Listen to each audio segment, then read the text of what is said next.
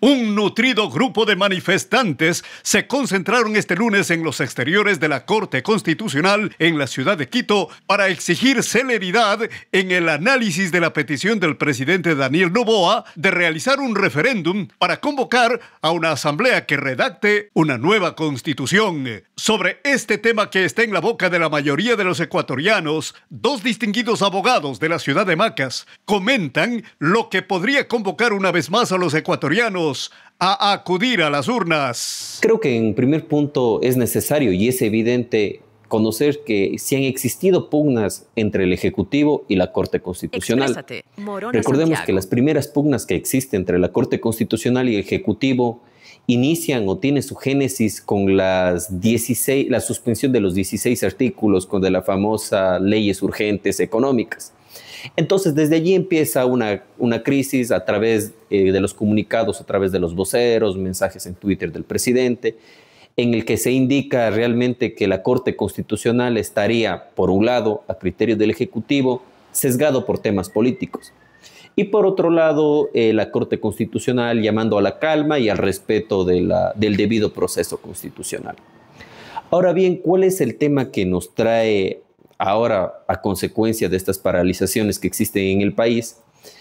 Lo que nos llama la atención es que el presidente Daniel Noboa, a través de sus atribuciones legales, por supuesto, dispone al Consejo Nacional Electoral se llame a una nueva constituyente, es decir, que se geste, que se construya una nueva constitución en el Ecuador.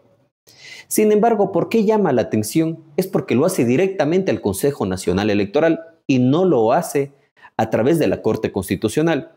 Recordemos que este cuerpo colegiado, a criterio de nuestra Constitución 424 y 425 de nuestra Carta Magna, es este organismo quien tiene la capacidad constitucional de analizar de fondo y de forma la procedencia de preguntas que vayan a ir a referendo o a consulta popular.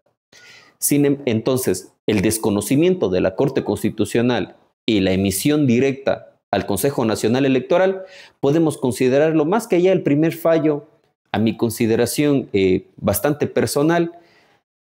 Creo que los asesores jurídicos conocen de que no se podía hacer esto directamente. Sin embargo, esto deja más marcado aún la distancia entre la Corte Constitucional y el Ejecutivo. ¿Qué es lo que sucedió? Creo que no pasaron ni 2 horas y ya había 5 demandas de inconstitucionalidad. Y de hecho, lo que hizo la Corte Constitucional es suspender provisionalmente e exhortó al Consejo Nacional Electoral continúe con este proceso. Nuevamente, a través de un decreto, el Ejecutivo impulsó que se llame a elecciones y que se ponga en conocimiento democráticamente que los ecuatorianos decidan o no. Entonces, a través de una jugada, por así decirlo, una estrategia bastante acertada del CNE y evitar responsabilidades ulteriores, lo que hace es correr traslado a la Corte Constitucional. Y la Corte Constitucional indica que es procedente llamar a una constituyente. Lógicamente, lo que habría que revisar finalmente es el estatuto constituyente, la forma de cómo se va a llevar estas elecciones, el nivel de representatividad, entre otras sustancias ya casi que de mera formalidad. Ahora, muchas personas se preguntan, dice, bueno, por fin la Corte Constitucional cede ante este inconveniente. No es así. Realmente el presidente está en su facultad legal. Siempre pudo llamar a una nueva constituyente. El problema es que necesitaba de la Corte Constitucional y la Corte Constitucional tampoco tenía la facultad legal de negarlo, porque es el Ejecutivo. Pero creo que más se trata de esta falta de comunicación entre el Ejecutivo y la Corte Constitucional, que a la postre nos traerá una nueva constitución en la que considero quizás limiten las facultades de revisión que tiene nuestra Corte frente a las futuras decisiones del Ejecutivo. El presidente de la República tiene la facultad de convocar a una asamblea constituyente y eso es lo que ha hecho el presidente a través de los 2 últimos decretos. El primer decreto, que fue suspendido temporalmente como una medida cautelar, por cuanto se habían propuesto una serie de acciones de inconstitucionalidad en contra de ese decreto, y un segundo decreto que posteriormente emitió el presidente de la República solicitando la convocatoria a consulta popular para establecer la pertinencia de una asamblea constituyente. Lo que en este caso hizo fue enviar el decreto directamente al Consejo Nacional Electoral, lo cual era un error de procedimiento, porque la Constitución de la República establece que en todos los casos, sea de enmienda, de reforma constitucional o en el caso de una asamblea constituyente, es la Corte Constitucional la que tiene que pronunciarse. En un primer momento, respecto de la vía procedente para la reclamación que en este caso haga o realice el presidente de la República. El presidente de la República ha pedido que sea una asamblea constituyente porque requiere un cambio trascendental a nivel del Estado. Es decir, reformular la organización del Estado y establecer nuevos derechos dentro de una nueva Carta Magna.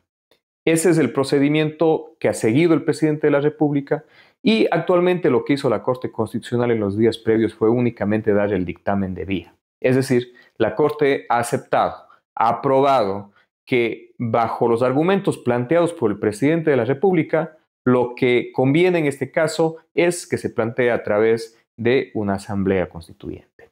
Sin embargo, existe un segundo paso que también tiene que ser confirmado por parte de la misma Corte Constitucional, en el sentido de si la pregunta que se va a formular en la consulta popular y el reglamento de la Asamblea Constituyente se encuentran conforme a lo que establece la Constitución actual. No debemos olvidar que la Asamblea Constituyente, pese a ser un trámite, un procedimiento fundante del Estado para establecer una nueva Carta Magna, es un procedimiento reglado por la actual Constitución. Es decir, no puede saltarse los estándares que están establecidos en la Constitución actual.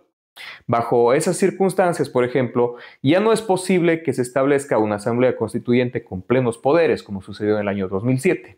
Si ahora se establece una asamblea constituyente, tendremos que elegir a los nuevos asambleístas constituyentes, quienes serán los encargados de redactar un proyecto de constitución, que posteriormente tiene que ser sometido a conocimiento y aprobación popular. Podría suceder, como ha sucedido recientemente en Chile, que me parece que fueron 2 o 3 ocasiones, no me viene muy bien a la memoria, pero en aquellos casos se redactó una nueva constitución que posteriormente no fue aprobada por el pueblo. Eso podría también suceder en el Ecuador. Entonces, al momento de establecerse una asamblea constituyente, lo único que sucede es que se redacta un nuevo proyecto de constitución. Sin embargo, aquello no quiere decir que necesariamente esa constitución vaya a ser aprobada definitivamente. Precisamente tengo entendido que para el 23 de diciembre probablemente tengamos que ir nuevamente a las urnas. No sabemos cuáles son definitivamente las preguntas que se vayan a plantear. Pero podría ser el caso que el presidente de la República, entre una de aquellas preguntas, establezca la de la Asamblea Constituyente. De ser así, y de aprobarse con el 50% más 1 de los votos de los ciudadanos, tendríamos que necesariamente acudir posteriormente a las urnas nuevamente a elegir a nuestros representantes para la Asamblea Constituyente. Una vez que esa Asamblea, en el plazo previsto en el reglamento, haya elaborado el proyecto de la nueva Constitución, tendremos que volver nuevamente a las urnas a fin de decidir si aprobamos o no ese proyecto. 3 asistencias a las urnas. Exacto. Sería la que probablemente vaya a suceder el 23 de diciembre.